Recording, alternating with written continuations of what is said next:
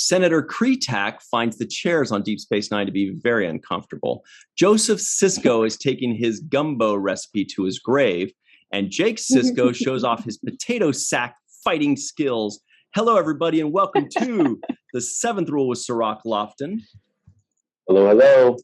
My name is Ryan T. Husk. Today we're doing a review of Deep Space Nine, Season 7, Episode 1, Image in the Sand, written by Ira Stephen Bear and Hans Beimler, directed by Cirroc's buddy, Les Landau. Yes. This was September 30th, 1998. Where were you? Also, this is a Nog episode. Malissa Longo is joining us today. Hiya! Yay! You guys, we did it. Hiya! It is Season 7. Oh, what? I know. It's like bittersweet. I know. Yeah. I'm scared. I don't want the game to end, they say. Same. Yeah. That's what it feels like. How you guys doing? Doing good. All right. Oh, yeah. It was good to get a little reminder about the last episode and Yes, how we we needed ended it. on Dax. Yeah. It's just refreshed it and just made you kind of place mark yourself emotionally where the tone is on DS9 that she has just passed away. And I think they did a good job of picking up on that tone and paying homage to her as they kind of put closure to her character. Mm-hmm. Mm-hmm. Yeah, I kind of remembered this as a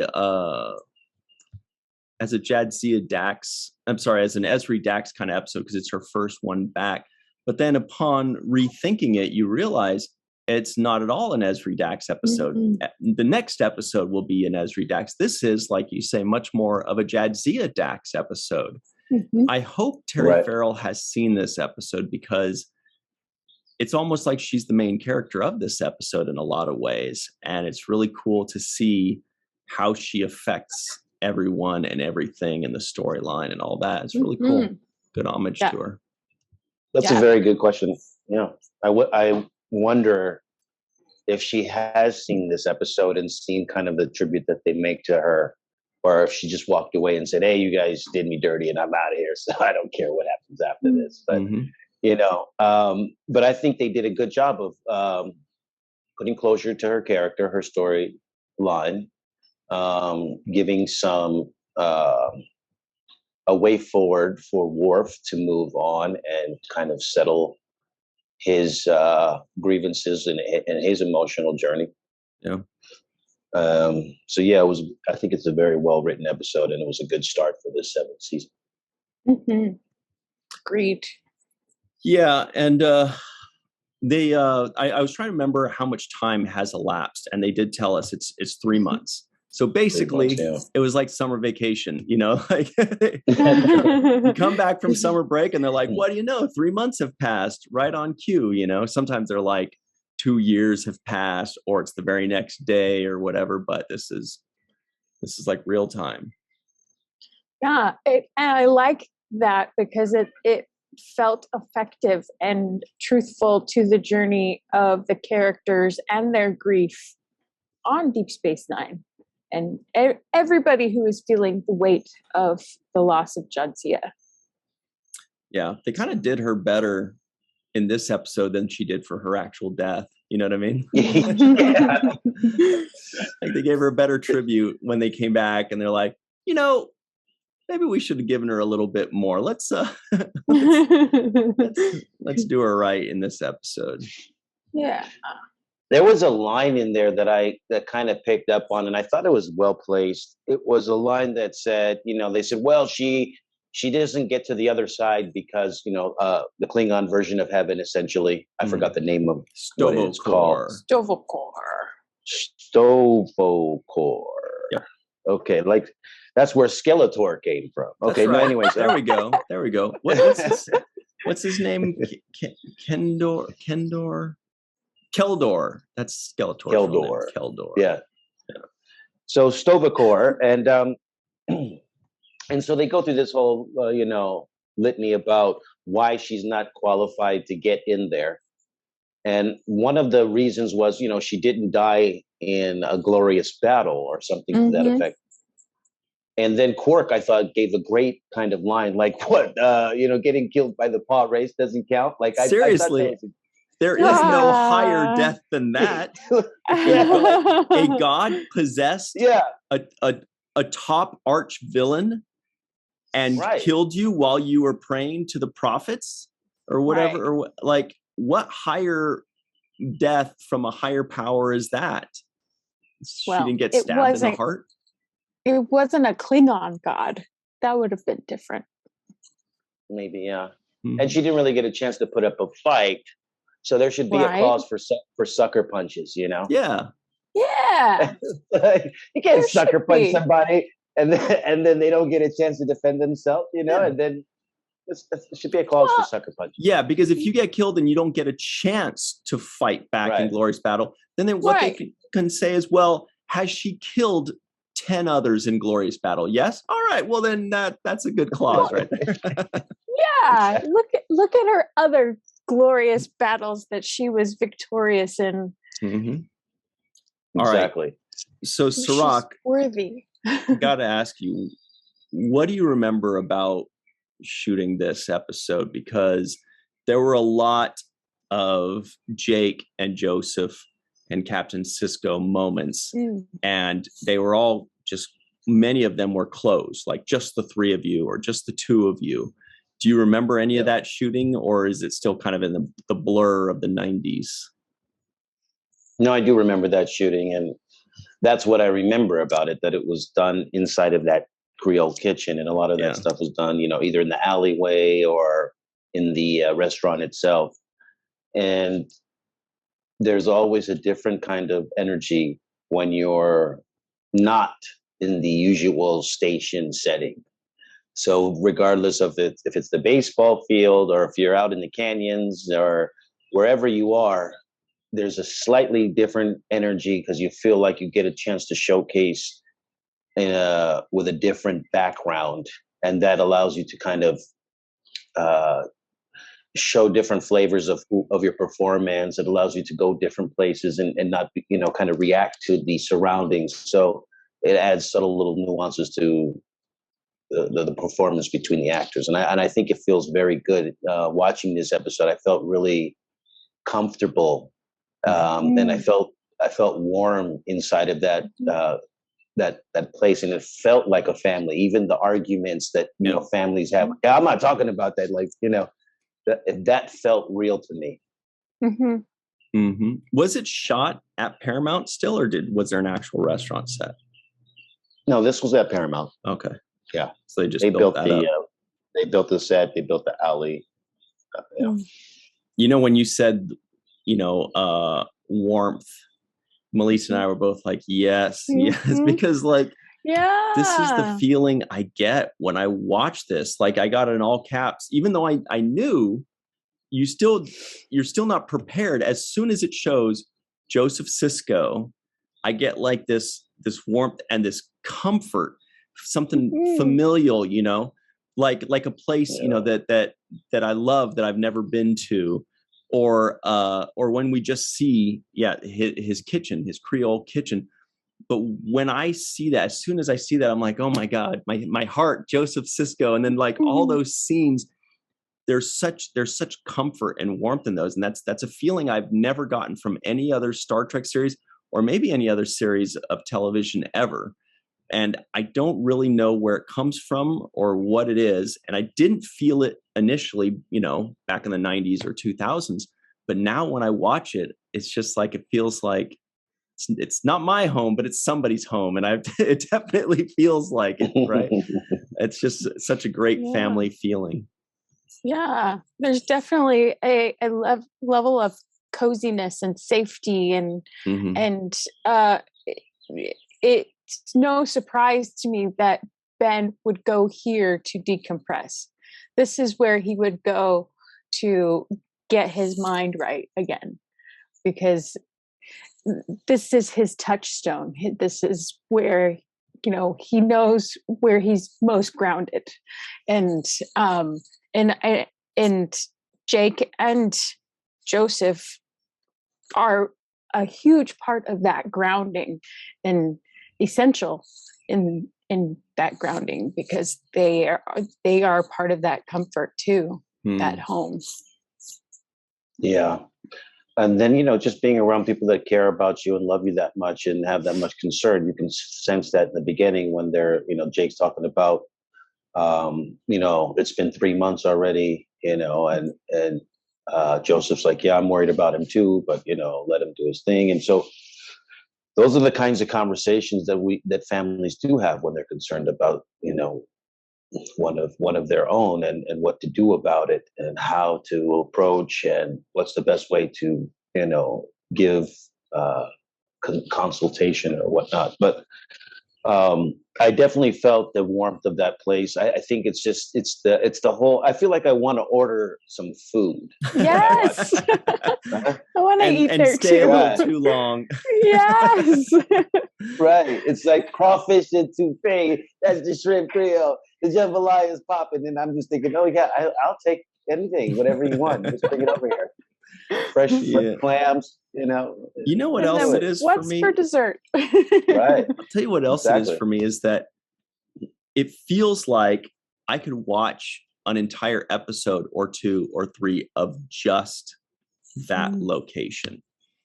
And usually when you're going to somebody's place or you're on some planet or whatever, it's just a scene that's necessary for the story. And you're like, okay, cool. And then you look at the background, you pay attention, whatever. But in this, I could honestly watch 2 episodes, like a 2-part episode of just that, and would never be like, oh boy, it's this episode again where there's no Klingon battles or disruptor fire. I could watch just the 3 of them, and with the occasional visitors, there's the scenes out in the alleyway, there's the scenes in the kitchen, there's the scenes in the home, there's the scenes in the dining room. It's so good. Especially like if you add, because we've seen Nog in the establishment before. Yeah. But if we saw Nog like getting put to work by Joseph Sisko, he throws an apron at him. Yeah. He throws an apron at him and says the dishes aren't going to clean themselves or something like that. Yeah. And then you see Nog like looking, and Sisko's like, "That's an order" or something. Yeah, he says, could be a whole... Cisco says, "I'll get you a box to stand on." It's like, how am I supposed to wash these dishes? They're all tall, man.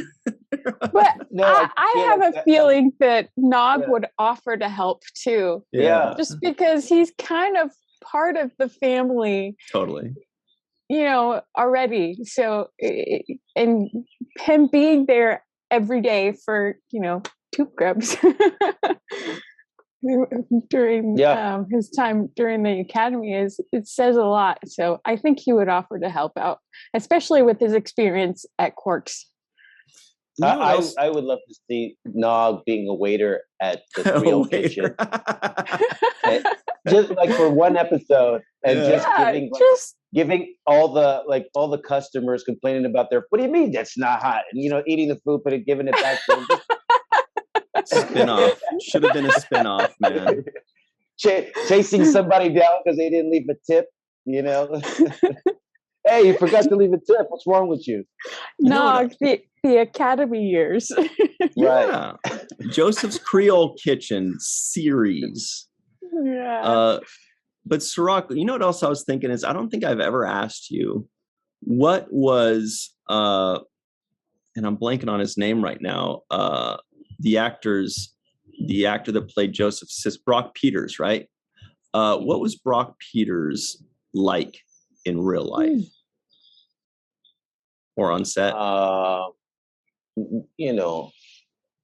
Brock Peters is a true professional.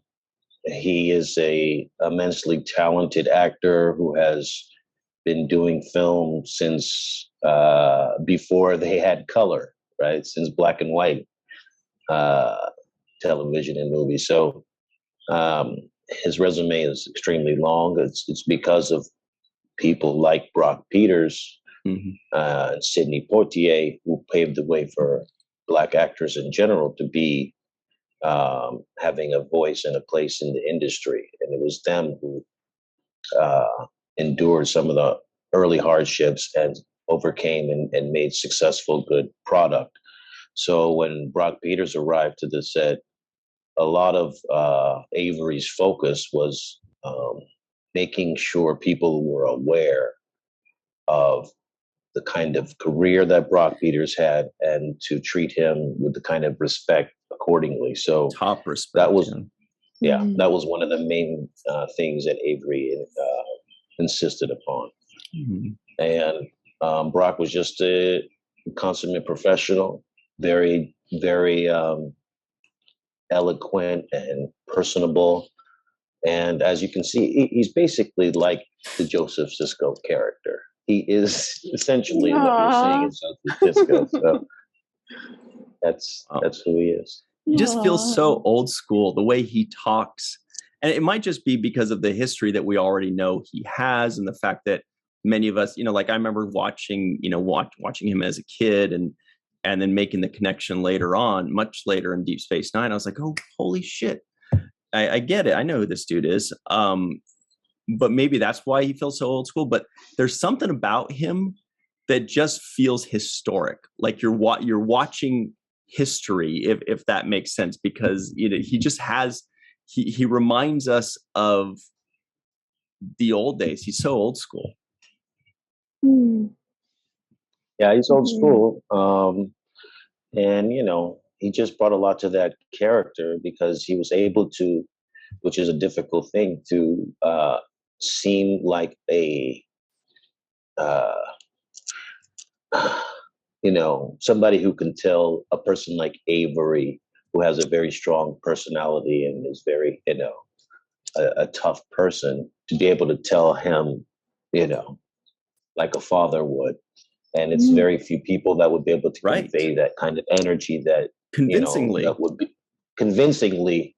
that would be able to shut down somebody like Avery, who's naturally an overpowering kind of spirit. So it takes somebody who has that kind of bravado and that kind of presence to be able to convince us that he's able to, tell this man to be quiet and he would listen, for example, right? His eye contact. Right. Like he just didn't waver in the shadow of a giant like Avery Brooks, like I myself, I try to think like, would I be able to walk up to Avery Brooks and they go action and me say, all right, you better calm down, and they'd be like, shut up, he's not going to listen to you. But this guy has that weight and nailed it. And he's also got a certain kind of, and to harken back to what Ryan said, old school grace and class. And there's a different way of carriage to him, the way he carries himself and the way he speaks, and it's nice. And it lends itself to that comfort and homeschool, not homeschool, or maybe, I don't know, homegrown. I don't know. Down home feeling, the place where you can be yourself and make the mistakes and know that the person who runs this establishment is going to be okay with it because he's got your back. He always has. And he has that the ability to really convey this authority and project the authority. He reminds me of the kind of dad that would say to his son, you might be big, but I'll still kick your ass. Yeah, totally. Like, no matter how old they get. He's got that feel of I've been there, I've done that, I've seen some shit, man. Like he's one of those guys where you're like, there's just no questioning him. Which, of course, Jake Sisko also conveyed when he knocked out some evil Bajoran with a sack of potatoes or sack of flour or whatever that was. I was gonna say, yeah, take that, you power rape cult dude. I looked at that like 3 times. Even after you did it, you felt like you were gonna let out a growl, like, yeah.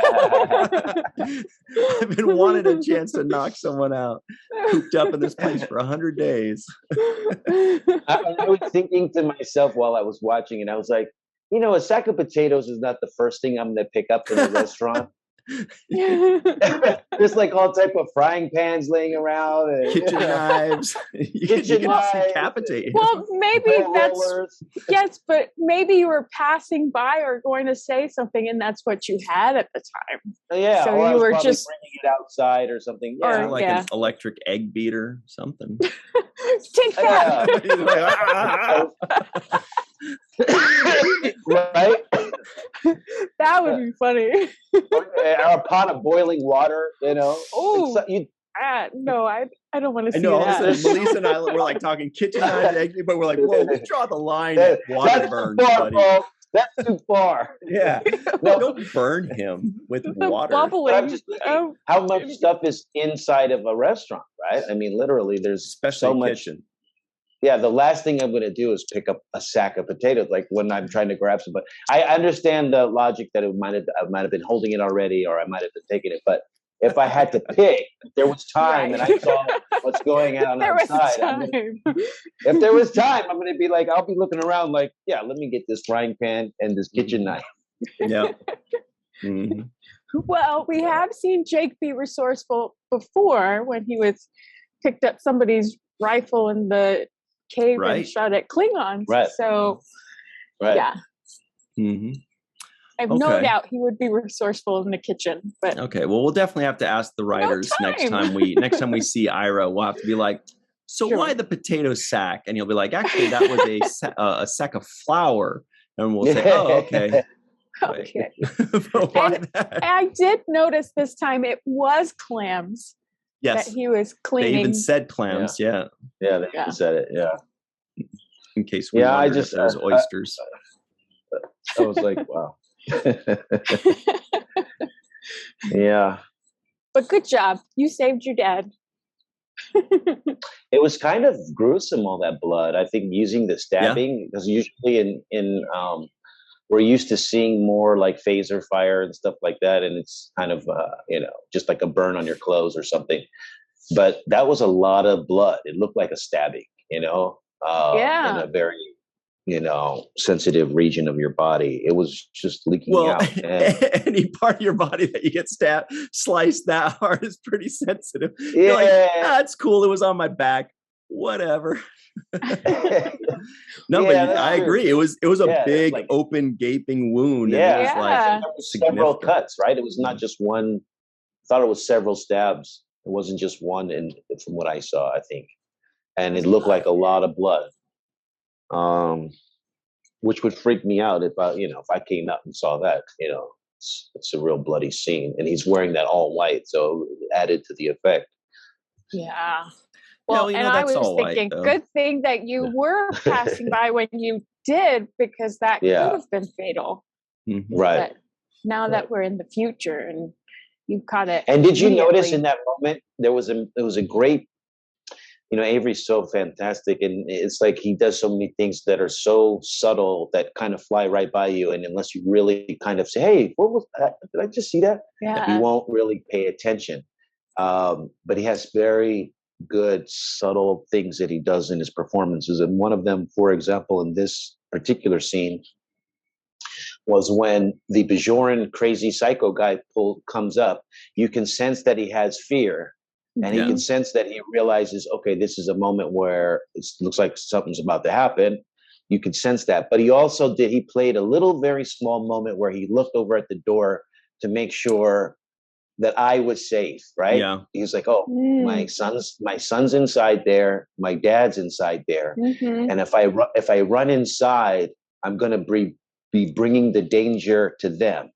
Yeah. So he kind of played a look where, okay, I'll stand here and be the line of defense for whatever this is about to happen. There was another moment right after that too that I noticed that I don't think I would have caught had I not gone back 3 times to watch your potato sack skills. But then, so I ended up watching this right after too, is that when he gets, or right before it, when he gets stabbed, he also has a couple moments of realization, you know, where it's not just like an, and he just reacts to the pain. There's thought going in there, the pain, but then also like the realization of, oh shit, what's going to happen? What's this guy doing? It's my family safe. Like he has these kind of looks and he makes like little breathy sounds. And that's, you know, obviously I don't think that's going to be on the page. You know, it might be, you know, there might be some kind of direction that helps him in that way, but those are acting choices where he's not just reacting to a stabbing. The stabbing is almost secondary to the other things that are going on in his mind, the ramifications of this, or what this means, or what might happen, or what's going. There's this shock and this fear and this concern of what, you know, what's to happen next, or why this is happening. Speaking of why this is happening, Melissa. By the way, just really quick, well, they come back. I wanted to points too. Well, I was just going to say, we got to jump to our break real quick, but he leads it up in the cut points. So when he does that, he knows that they're about to cut the end of the scene and they're going to go to commercial or whatever it is. Right. So he's leaving you hanging. Sorry, I shouldn't have brought up something that was so juicy right before our break. Sorry, so we'll get more to more of this, Melissa, as well. We'll be right back on. Stick around, everybody. The 7th Rule.